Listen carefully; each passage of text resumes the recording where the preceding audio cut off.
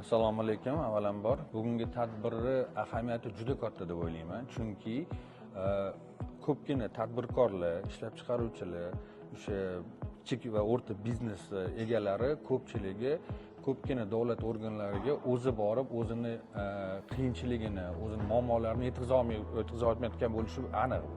Lekin mana shu tadbirkorlar palatasini tashabbusi bilan, bu savdo sanoat palatasini tashabbusi bilan bu masalalar ochiq oydin ko'tarilyapti, ochiq oydin hammaning oldida gapirilyapti va uni yechimini qilishga harakat qilishyapti.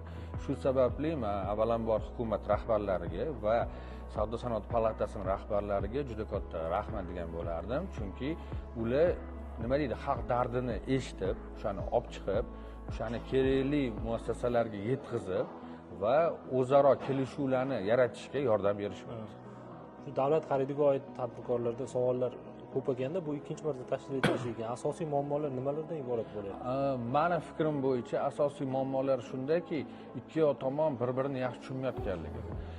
Hozirgina mana ko'pgina tadbirkorlarimiz aytayotgan sabablari o'sha davlat tashkilotlarida ishlayotgan, davlat xaridlari bo'yicha o'sha ko'pgina mas'ul shaxslar o'zini ishini 100% bilmasligi haqida deb o'ylayman. Bu hammasi demayman, ma'lum bir qismi o'zini ishini yaxshi bilmaganligi sababli u xatolarga yo'l qo'yyapti. Jo'rttalikka qilyapti demayman, masalan, bilib turib xatolik qilishga harakat qilyapti demayman, lekin nima deydi, xato o'zini aybini bilmaslik bu anaqada xatolikni nima deydi, javobgarlikdan ozod qilmaydi.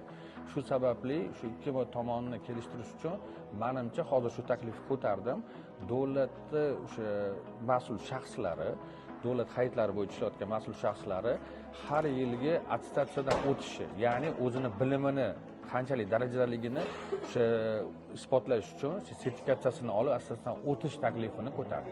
Bugun o'zi uchrashuv qanday bo'ldi? Tadbirkorlar o'zini savolini ochiq ayta oldi. Uchrashuv juda qizg'in bo'lyapti. Tadbirkorlar chiqib, ochiq oydin, bemalol, uyalmasdan, ochiq efirda bemalol o'zini anaqasini aytyapti. Nima edi, o'sha o'zini qiynayotgan savollarga javob olyapti. O'ziga kim qarshilik qilayotganini, kimga noto'g'ri ish olib borayotgani to'g'risida ochiq oydin o'zini fikrini bildiryapti, savolini beryapti, javobini olyapti. Menimcha juda qizg'in bo'lyapti. Meni xohishim, men chin ko'ngildan aytaman, meni xohishim bunaqa tadbirlar ko'p bo'lib turishi kerak. Ya'ni bir oyda bir marta emas, kerak bo'lsa 2 martadan qilish kerak. Bu endi tadbirkorlik kelasi faoliyatida albatta foyda beradi, rivojlanish. Albatta, bu tadbirkorlarga katta yordam bo'ladi. Demak, tadbirkor biladi, agar ertaga unga kimdir to'sqinlik qilayotgan bo'lsa, unga kimdir yo'lini to'sib, uni haq-huquqini poymol qilayotgan bo'lsa, demak, uni yonini oladigan, uni eshita oladigan tashkilotlar bor degan fikrga olib keladi. Rahmat. Va yordam beradi. O'zingizni tanishtiring. Mening ismim Muhiddinov Anvar Omonullayevich. Men davlat xaridlari ishtirokchilar uyushmasining rahbari bo'laman. Katta rahmat. Rahmat, sog' bo'ling. Rahmat sizga.